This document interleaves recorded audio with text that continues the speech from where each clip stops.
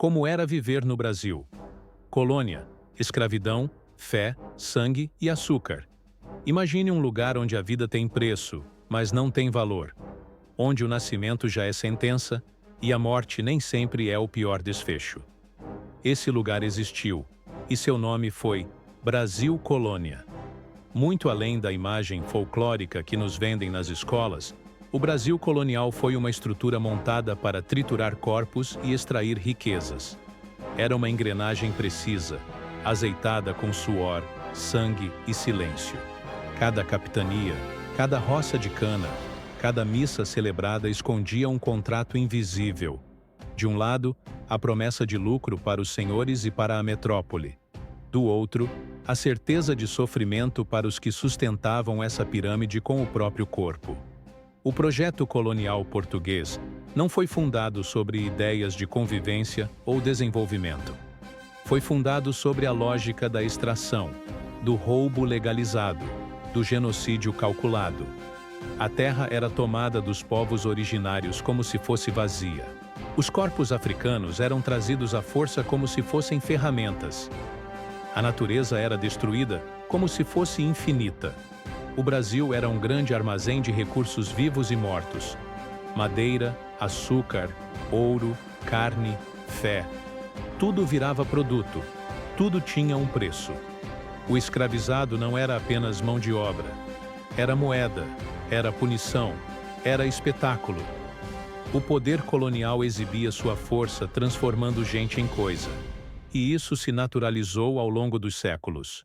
A senzala não era apenas um espaço físico, mas uma arquitetura moral. Ela organizava quem mandava e quem obedecia, quem tinha nome e quem era chamado apenas de preto, negra, moleque. Nas cidades, nos engenhos, nos portos, a senzala se multiplicava sob diferentes formas. Invisível para os que tinham privilégio. Insuportável para os que carregavam correntes invisíveis no pescoço e na alma. Na colônia, tudo era vigilância. O senhor de engenho vigiava o escravo. O feitor vigiava o trabalhador livre. O padre vigiava os pecados. O vizinho vigiava o comportamento. A cor da pele vigiava o destino. O silêncio era a principal lei. Quem falava demais, sumia. Quem ousava pensar diferente era punido. Havia medo em cada esquina, não o medo súbito, mas o medo lento, profundo, institucionalizado. Um medo que se tornava hábito, parte do ar que se respirava. Mas havia também a ilusão. Os colonizadores usavam símbolos para dar aparência de ordem à barbárie. Missas solenes, festas religiosas, cerimônias políticas, títulos de nobreza. Era a encenação do poder. Enquanto isso, nas margens, quilombos se erguiam como faróis de resistência. Povos indígenas resistiam à catequese, às doenças e às balas. Escravizados tramavam fugas, sabotagens, pequenas vinganças cotidianas. Porque mesmo nas condições mais brutais, a vida ainda pulsa. A alma humana ainda reage. O que se chamava de civilização era, na prática, um sistema de apagamento. Apagavam línguas, crenças, culturas. Apagavam histórias de amor entre iguais, substituindo por contos de honra entre senhores. Apagavam até o direito de morrer com dignidade. E enquanto isso, na Europa, o açúcar brasileiro adoçava cafés, sobremesas e contratos de luxo. Cada colher de açúcar escondia uma história não contada. Cada navio que partia do Brasil levava consigo pedaços de vidas dilaceradas. O Brasil colônia não foi um erro do passado. Foi um projeto pensado, executado e sustentado por séculos. Um projeto que moldou a mentalidade de um país inteiro. A máquina de morte não desapareceu com a independência. Ela apenas trocou de engrenagem. E enquanto não entendermos isso, continuaremos a repetir sua lógica, naturalizando a desigualdade, silenciando os gritos que ainda ecoam nas paredes invisíveis das novas senzalas, e chamando de progresso o que, na verdade, sempre foi opressão disfarçada de ordem. Não é preciso ver correntes para reconhecer uma prisão. No Brasil colônia, o cativeiro era visível nos ferros que marcavam a pele dos escravizados, mas também era invisível, psicológico, incorporado ao cotidiano de maneira tão profunda que até os próprios dominados, por vezes, acreditavam que nasceram para aquilo. A escravidão era mais do que um regime de trabalho forçado. Era um sistema completo de desumanização. Cada gesto, cada regra, cada punição fazia parte de uma engenharia perversa para destruir não apenas o corpo, mas a identidade, a memória e o espírito. Ao chegar ao Brasil, o africano escravizado perdia tudo: seu nome, sua língua, sua fé, sua família. O processo era rápido e brutal. O batismo católico apagava o nome original e selava o novo destino. O idioma ancestral era proibido. Os rituais sagrados, demonizados. As redes familiares, separadas por senhores que trocavam parentes como se fossem ferramentas de arado. Não bastava dominar fisicamente. Era necessário quebrar o elo com qualquer noção de pertencimento. Um escravo isolado era um escravo mais fácil de controlar. Mas havia algo ainda mais sofisticado: a escravidão como sistema moral. O escravizado era acusado de não ser totalmente humano. O preconceito racial era ensinado desde cedo às crianças brancas. Nas missas, nas escolas, nos costumes, a ideia de que os negros eram inferiores fazia parte do tecido social. A escravidão não era só tolerada, era justificada, abençoada, institucionalizada. O senhor de engenho acreditava de fato que tinha o direito divino de possuir outro ser humano. E isso criava um abismo ético onde a crueldade se tornava normalidade. A violência não se resumia aos castigos físicos. Claro, eles eram constantes. O tronco, o pelourinho, as marcas de ferro quente, os estupros sistemáticos. Mas havia também a tortura emocional. Ver um filho vendido para longe, trabalhar até a morte sem descanso, ser punido por sorrir, ser obrigado a dançar para entreter a casa grande, ter que pedir permissão para amar, casar, existir. A escravidão era uma pedagogia do medo e da humilhação. Era ensinar que a própria vida não lhe pertence. Porém, havia resistência. Sempre houve. Nas margens dos rios, nos terreiros escondidos no mato, nos olhares silenciosos entre os cativos, nas fugas que terminavam em morte, mas também em liberdade. Cada tambor escondido, cada cantiga ancestral sussurrada à noite, cada criança que recebia um nome africano em segredo, era uma faísca de rebelião.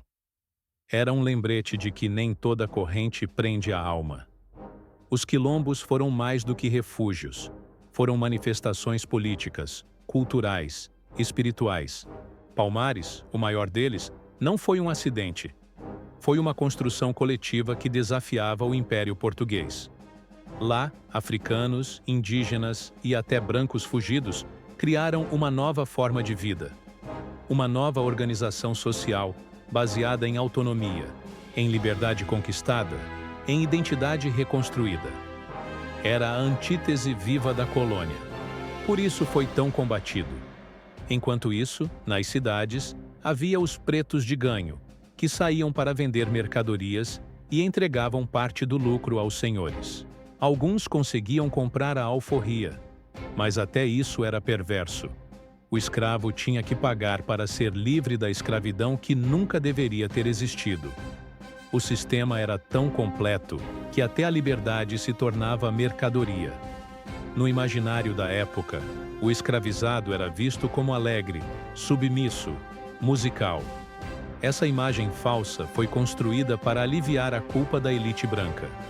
Mas basta abrir qualquer registro da época, qualquer carta de viajante europeu, para perceber a realidade.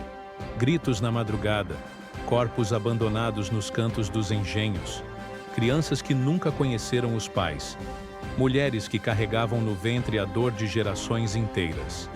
O Brasil colônia respirava escravidão. E o mais assustador é que tudo isso foi naturalizado. Durante mais de 3 séculos, a escravidão foi o alicerce da economia, da política, da cultura.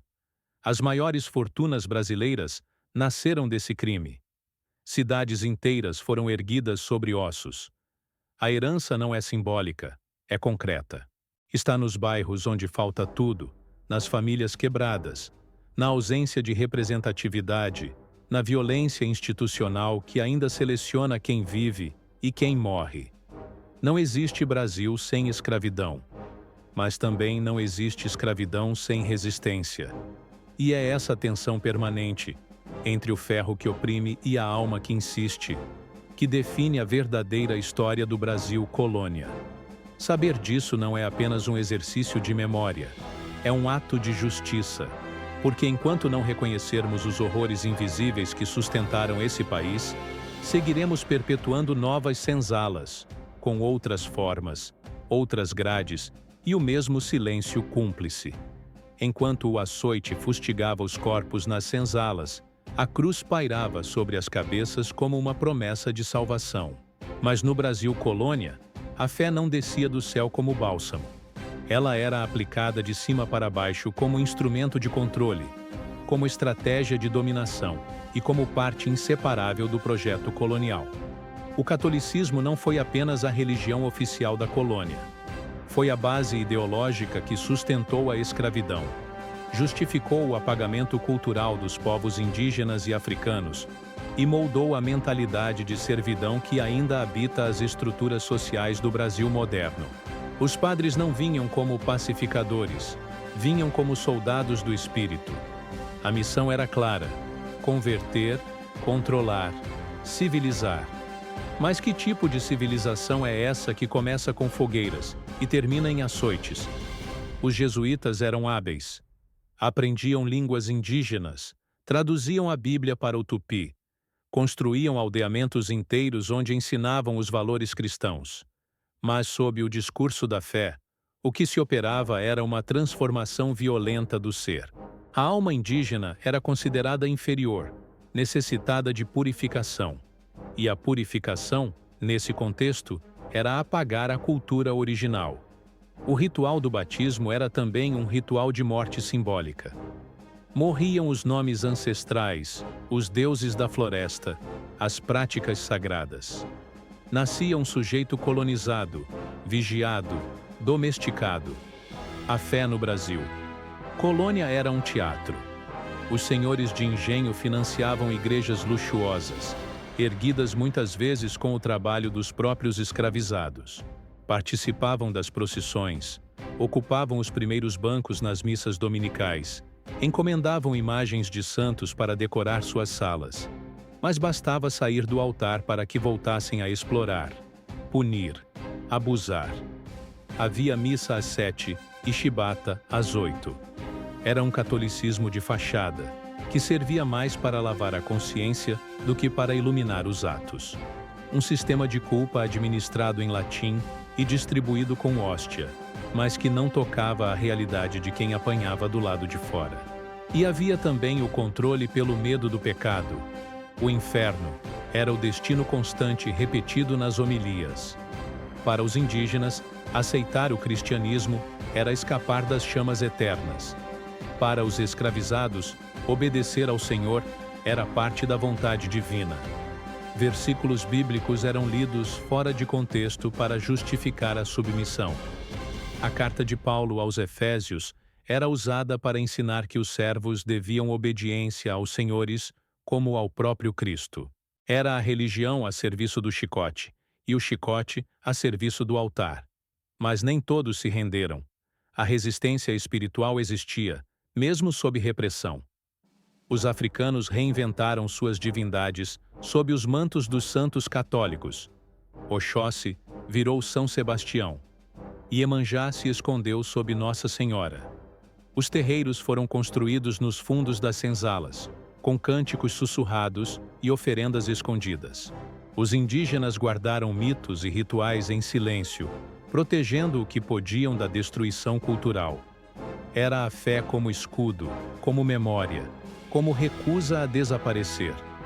O sincretismo não foi concessão, foi sobrevivência. A igreja também atuava como tribunal.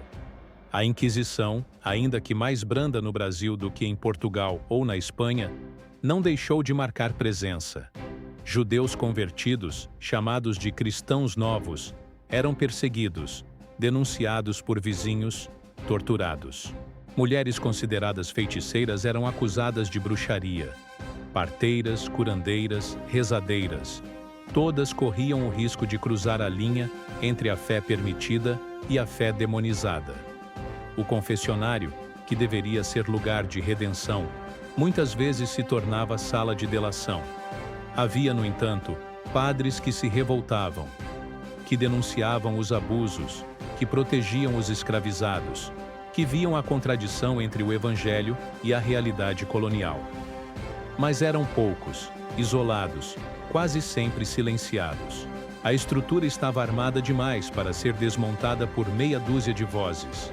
A lógica da fé institucionalizada era manter a ordem. Uma ordem construída sobre desigualdade, racismo e exploração. No Brasil colônia, a fé não era libertação. Era grade invisível. Era a moral do opressor travestida de virtude. Era o som do sino abafando o grito da senzala. E o mais trágico é que esse modelo de religiosidade foi reproduzido por séculos, gerando um povo que ora de joelhos, mas vive de cabeça baixa, que pede milagres, mas esquece que Deus não opera onde a injustiça é lei. Para entender o Brasil, é preciso entender como nos ensinaram a rezar, não para nos libertar, mas para nos conformar. O açúcar brasileiro foi, durante séculos, o ouro branco que alimentou a ganância da Europa e sustentou a espinha dorsal da colônia.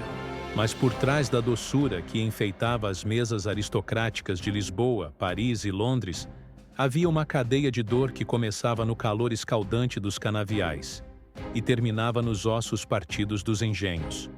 No Brasil colônia, o açúcar não era apenas um produto agrícola. Era uma ideologia, um modo de organizar a sociedade, de ditar quem valia e quem era descartável. Uma economia baseada na monocultura, no latifúndio, na escravidão e, acima de tudo, no silêncio. Cada grão de açúcar era regado com sangue. O sistema dos engenhos operava como pequenas fábricas de sofrimento.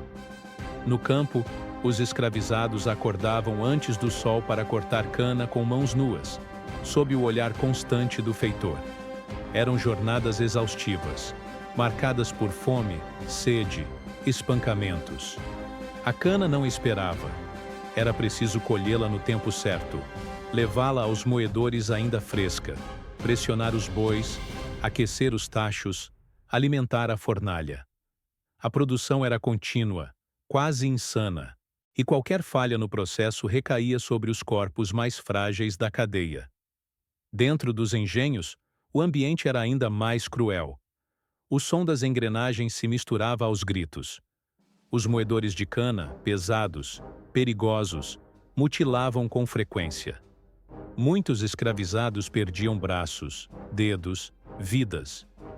Não havia socorro, não havia descanso, não havia compaixão. O engenho era o coração da colônia, um coração que batia ao ritmo da exploração. E quanto mais batia, mais riqueza era enviada para a metrópole. Enquanto isso, na Casa Grande, o senhor de engenho se consolidava como o homem mais poderoso do Brasil. Era ele quem comandava não só a economia local, mas também a política, a justiça, a religião. Era dono de terras, de pessoas, de leis. O açúcar lhe dava tudo: luxo, prestígio, imunidade. Suas filhas casavam com outras famílias de elite. Seus filhos assumiam cargos públicos. Suas festas eram frequentadas por governadores, padres, coronéis. O sistema girava ao redor da cana, mas quem era moído eram os escravizados. A monocultura do açúcar não era apenas uma escolha agrícola, era uma estratégia colonial. Ao concentrar toda a produção em um único produto de exportação, a coroa portuguesa mantinha o Brasil em posição de dependência. Toda a terra fértil era ocupada pelos canaviais. Toda a mão de obra era direcionada ao açúcar. Não havia incentivo à diversidade econômica, à produção local de alimentos, à manufatura. O Brasil era literalmente um campo de açúcar. E o povo, uma multidão sem acesso à própria terra. Mas o açúcar também criou resistências. Os quilombos surgiam nos arredores dos engenhos. Trabalhadores escravizados planejavam fugas durante a moagem. Mulheres escondiam filhos para não vê-los vendidos. Nas brechas do sistema, havia organização, solidariedade, até revolta. Porque apesar da brutalidade do engenho, a dignidade humana resistia. Com o tempo, o ciclo do açúcar entrou em crise. A concorrência caribenha, os custos da escravidão, as mudanças econômicas globais começaram a corroer o império açucareiro. Mas os efeitos sociais do modelo permaneceram. A concentração de terra, a desigualdade extrema, o desprezo pelo trabalho livre, tudo isso se enraizou profundamente na sociedade brasileira. O Brasil do século XXI ainda carrega os vícios de um país que foi construído para enriquecer poucos e sufocar muitos. Ao olhar para o açúcar, não se vê apenas um produto agrícola. Vê-se a alma do colonialismo. Uma alma que não se importa com quem planta, apenas com quem lucra. Que não se importa com a dor, desde que haja doçura no topo. Que não reconhece a humanidade de quem constrói, mas endeusa quem explora. A história da cana-de-açúcar no Brasil é, na verdade, a história de um país que aprendeu a extrair riqueza pela dor. E que até hoje luta para quebrar esse ciclo. No Brasil colônia, nascer mulher significava, quase sempre, nascer prisioneira de um corpo que não lhe pertencia. A mulher era a propriedade do pai, do marido, do senhor de engenho, do padre, do sistema. Silêncio era virtude. Obediência era destino. O espaço doméstico era sua cela, e às vezes, o próprio ventre era território ocupado. Enquanto os homens ocupavam os espaços públicos do poder e da violência institucional, as mulheres coloniais viviam na penumbra, entre a cozinha, o quarto e o altar, vigiadas por regras que não foram feitas para elas, mas que as definiriam para sempre. As mulheres brancas, sobretudo da elite rural, tinham a aparência de prestígio, mas viviam sob o jugo da honra. Eram preparadas desde cedo para o casamento, não por amor, mas por aliança econômica. A virgindade era patrimônio da família. O casamento, um contrato de herança. Sua função era gerar filhos legítimos, administrar a casa e manter as aparências. Não podiam andar sozinhas, falar alto, rir em público. Não tinham acesso à educação formal, exceto as que iam para conventos, que eram mais prisões do que templos de saber. Suas palavras valiam menos, suas vontades valiam nada. Uma mulher branca que cometesse o erro de desejar autonomia era taxada de histérica, pecadora ou possuída. Já as mulheres negras, principalmente as escravizadas, sequer tinham o direito de existir como pessoas. Eram vistas como ferramentas duplas, força de trabalho e objeto sexual. Eram as amas de leite, as mucamas, as cozinheiras, as lavadeiras, mas também as concubinas forçadas, as vítimas constantes do estupro institucionalizado. Dentro dos engenhos não havia proteção. Os senhores as violavam. Os filhos dos senhores as violavam. Os capatazes as violavam. E essas crianças, nascidas de estupros, eram também escravizadas, alimentando o ciclo perpétuo de sofrimento. As senzalas femininas eram espaços de dor profunda, mas também de resistência silenciosa. Ali, mulheres se organizavam para ajudar umas às outras a sobreviver ao horror cotidiano. Costuravam, cuidavam dos filhos das outras, trocavam receitas de cura com folhas, protegiam-se como podiam. Entre os extremos, havia as pretas de ganho, que andavam pelas cidades vendendo quitutes, ervas, sabão. Algumas conseguiam juntar moedas para comprar suas cartas de alforria. Outras eram usadas pelos senhores para gerar renda. Essas mulheres circulavam mais, tinham contatos, sabiam o que acontecia nas ruas. Eram informadas, mas vigiadas. Eram ágeis, mas vulneráveis. Era uma liberdade aparente, dentro de uma estrutura que as explorava duplamente, como mulheres e como negras. As indígenas, por sua vez, foram as primeiras a sofrer com a lógica patriarcal trazida pelos colonizadores. Suas formas de vida, muitas vezes matriarcais ou igualitárias, foram destruídas. As mulheres indígenas eram entregues como presentes aos soldados portugueses, usadas como moeda de troca em negociações entre tribos e europeus. Foram convertidas à força, obrigadas a trocar seus nomes, seus rituais, seus corpos. A maternidade indígena passou a ser vigiada pela igreja, e a sexualidade livre foi substituída pela culpa cristã. A mulher indígena foi esvaziada de sua cultura e usada como ponte entre dois mundos, quase sempre contra sua vontade. No campo simbólico, a mulher também era moldada para servir. A figura da mulher ideal era baseada na Virgem Maria, submissa, silenciosa, pura. Qualquer desvio desse modelo era castigado. A mulher que falava demais era chamada de bruxa. A que não casava, de maldita. A que abortava, de criminosa. A que fugia, de maluca. O corpo feminino era controlado por todos os lados, pelo Estado, pela igreja, pela família. E quando tentavam escapar dessas amarras, muitas encontravam apenas novas formas de aprisionamento. Mas mesmo sob repressão, as mulheres resistiam. Escreviam cartas em segredo, mantinham viva a memória dos cantos africanos, curavam com folhas quando os médicos se negavam a tratar. Lideravam fugas, escondiam escravizados foragidos, protegiam os filhos do Senhor e os próprios. E, principalmente, transmitiam histórias. A oralidade foi uma das armas mais poderosas dessas mulheres. Nos quintais, nas rodas de bordado, nas cozinhas de chão batido, contavam e recontavam o que os livros jamais ousariam registrar. Guardavam segredos, protegiam raízes, cultivavam esperança. Mesmo silenciadas, falavam. Mesmo oprimidas, ensinavam. Mesmo feridas, curavam. A história oficial do Brasil quase não fala dessas mulheres. Elas aparecem em notas de rodapé, quando muito. Mas foram elas que mantiveram o país respirando, enquanto os homens guerreavam, lucravam, dominavam. Foram elas que ensinaram os filhos a falar, a rezar, a resistir. Foram elas que plantaram, cozinharam, curaram, amaram. Foram elas que, mesmo esmagadas pelo sistema colonial, criaram brechas de humanidade onde antes só havia brutalidade.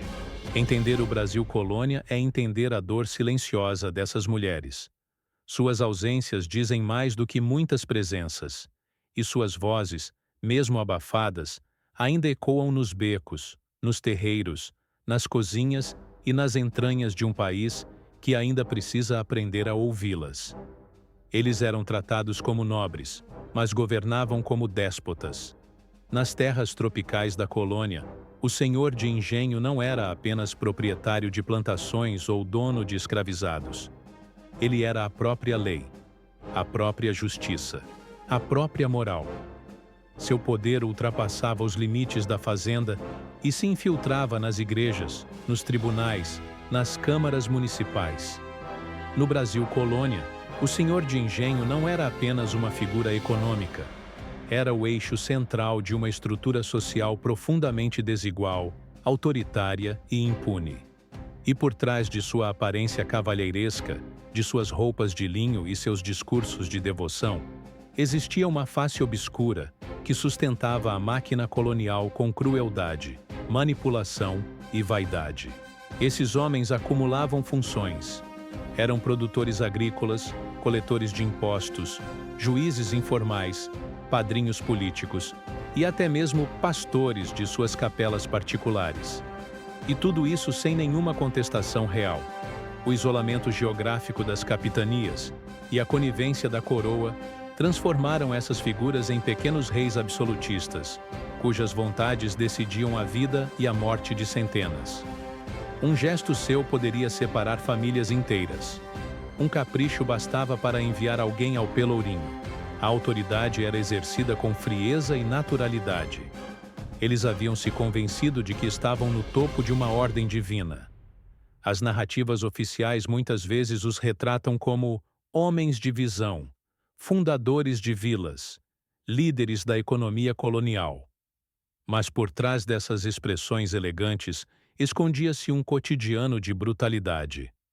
O senhor de engenho mandava castigar com prazer, não apenas por necessidade. Muitos usavam o sofrimento alheio como espetáculo de poder. Chamavam amigos e familiares para assistir às punições mais severas. Transformavam o corpo do escravizado em palco de autoridade. Alguns registravam os castigos em livros, orgulhosos de sua disciplina. Outros guardavam os instrumentos de tortura como se fossem troféus. A crueldade se tornava parte da rotina, da pedagogia da dominação. Dentro das casas grandes, a hipocrisia reinava. Homens que rezavam o terço de manhã mantinham relações forçadas com escravizadas à noite. Casavam-se com mulheres brancas por conveniência política, mas abusavam de mucamas jovens em segredo, gerando filhos que eram renegados, ignorados ou vendidos. Esses filhos ilegítimos muitas vezes cresciam no mesmo engenho, sem saber que o senhor que os mandava calar era também aquele que lhes deu vida. O sistema era estruturado para proteger o silêncio, para manter a aparência, para garantir que o escândalo nunca saísse das paredes grossas das fazendas. Muitos desses senhores eram também traficantes de gente. Participavam direta ou indiretamente do comércio de escravos africanos. Investiam em navios negreiros, faziam acordos com mercadores portugueses e recebiam mercadoria nos portos como quem recebe carga de madeira ou sal. Havia até tabelas de preço conforme a idade, o gênero e o estado de saúde do cativo. Negociar vidas era uma prática tão comum quanto vender gado. E essa frieza não era sinal de ignorância. Muitos eram letrados, educados em Coimbra, conhecedores de filosofia e teologia. Sabiam o que estavam fazendo. Apenas não viam problema algum nisso. No campo político, esses homens influenciavam tudo. Eram eles que decidiam quem seria o juiz da comarca, quem ocuparia cargos públicos, quem teria acesso à terra. Compravam favores com facilidade, manipulavam documentos, organizavam alianças matrimoniais entre filhos e sobrinhas para manter o poder dentro do mesmo círculo. E quando havia ameaça de revolta, fosse de escravizados, indígenas ou trabalhadores livres, organizavam verdadeiras milícias particulares, com armas e cavalos, para esmagar qualquer sinal de insubordinação. O medo era sua principal arma. A aparência de ordem escondia uma tirania mascarada. Mas talvez o aspecto mais perverso do poder dos senhores de engenho fosse o seu legado psicológico. Eles moldaram gerações inteiras de brasileiros sob a lógica da obediência, da hierarquia rígida, da reverência cega ao mais forte. Ensinaram que o sucesso é fruto da exploração, que o mérito é privilégio de poucos, que o castigo é forma de educação. Criaram uma cultura de servidão e submissão que ainda ecoa nas relações sociais do Brasil atual. A figura do patrão autoritário, do chefe intocável, do homem que manda porque pode, é herança direta desse passado. Entender o lado oculto dos senhores de engenho é romper com o mito fundacional do Brasil cordial. Não havia cordialidade nas fazendas. Havia controle, desigualdade e medo. Havia riqueza construída com carne viva. Havia um sistema que se alimentava da destruição do outro. E até hoje, essa sombra paira sobre nossas instituições, nossas elites, nossos valores. Porque o senhor de engenho não desapareceu com a independência. Ele apenas trocou de roupa. E continua muitas vezes ditando as regras de um país que ainda reluta em olhar de frente para a própria história. O Brasil colônia acabou no papel, mas nunca terminou de verdade. As estruturas que sustentaram aquele mundo de desigualdades, violências e silenciamentos continuam de pé, remodeladas, camufladas, rebatizadas, mas ativas. As senzalas foram demolidas, mas os barracos continuam. A Casa Grande mudou de endereço. Agora mora em condomínios fechados. O senhor de engenho virou empresário, latifundiário, político. E os que ontem cortavam cana no tronco, hoje limpam o chão dos escritórios com crachá pendurado no pescoço, vigiados por câmeras que substituíram os capatazes. O Brasil colônia nunca foi embora. Ele só se disfarçou de nação moderna. O DNA colonial pulsa nas ruas. Está na cor da pele de quem morre mais cedo, de quem é preso injustamente, de quem não chega à universidade, de quem trabalha dobrado e não consegue sair do lugar. Está na elite que ainda acredita que merece tudo, só por ter herdado tudo. Está na naturalização da desigualdade, na aceitação da violência como parte da rotina, na crença cega de que existe gente melhor e gente pior. O projeto colonial não era apenas econômico, ele era mental, simbólico, afetivo. E por isso é tão difícil matá-lo. A escravidão deixou de ser legal, mas não deixou de existir. Hoje ela se manifesta nos salários miseráveis, nas jornadas exaustivas, no trabalho infantil, nas cozinheiras que dormem no emprego, nos entregadores que pedalam 14 horas por dia por centavos. A lógica é a mesma. Alguns vivem do suor dos outros. A diferença é que agora a CNPJ, nota fiscal, propaganda institucional. Mas o sangue ainda escorre, silencioso, nas beiradas das calçadas. A religião continua sendo usada para silenciar, culpar, controlar. Agora ela promete prosperidade a quem obedece, maldição a quem questiona. Ainda prega o sofrimento como virtude, a submissão como caminho para o céu. A fé que deveria libertar segue sendo usada para manter a ordem, disfarçada de moralidade. A política ainda é um jogo entre poucos. Herdeiros dos antigos senhores de terra seguem no poder, com outros nomes, outros cargos, outros discursos. O latifúndio ainda é lei. O direito à terra segue sendo negado à maioria. A lógica da monocultura se mantém viva no agronegócio que envenena os rios e expulsa povos inteiros em nome do desenvolvimento. O ciclo colonial se repete, agora com financiamento público e apoio midiático. E há também o silêncio. O silêncio que nos foi ensinado desde pequenos. Não fale de escravidão. Não fale de genocídio indígena. Não fale de estupros sistemáticos. Não fale de quem perdeu tudo. Fale do descobrimento. Fale da independência. Fale dos heróis. O Brasil aprendeu a contar sua história sem contar suas vítimas. E essa omissão é também uma forma de violência. Porque quem não conhece o passado está condenado a repeti-lo. E quem não reconhece o passado está condenado a perpetuá-lo. Mas há também rachaduras. Há vozes que gritam. Há corpos que resistem. Há histórias sendo recontadas. Há professores nas periferias ensinando o que a escola omite. Há artistas escancarando o que os livros censuram. Há quilombos urbanos sendo reconstruídos. Há terreiros sendo reerguidos sob ameaça. Há indígenas recuperando sua língua. Há mulheres negras escrevendo suas próprias narrativas. A herança maldita existe, mas a resposta também. E ela vem da base, da memória, da insubmissão. Olhar para o Brasil. Colônia não é um exercício nostálgico. É um ato político. É como acender uma luz em um porão. Ver as rachaduras nas paredes da nossa identidade. Entender por que ainda somos um país onde poucos mandam e muitos obedecem. Onde a cor da pele ainda define a expectativa de vida. Onde a história oficial ainda omite a verdade. É aceitar que fomos fundados sobre a dor. Mas não precisamos continuar edificando sobre ela. O Brasil ainda pode romper com o ciclo. Mas para isso, precisa encarar seus demônios. Precisamos aprender que liberdade não é favor, que justiça não é vingança, que memória não é fraqueza. Precisamos quebrar o espelho que a colônia pendurou diante de nós. Aquele que nos ensina a odiar nossos traços, nossa cor, nossa ancestralidade.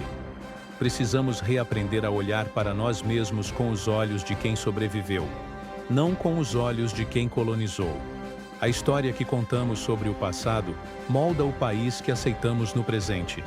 E enquanto não tivermos coragem de dizer, com todas as letras, que o Brasil foi fundado sobre a escravidão, a violência sexual, o genocídio e a fé manipulada, seguiremos construindo um futuro sobre um alicerce podre.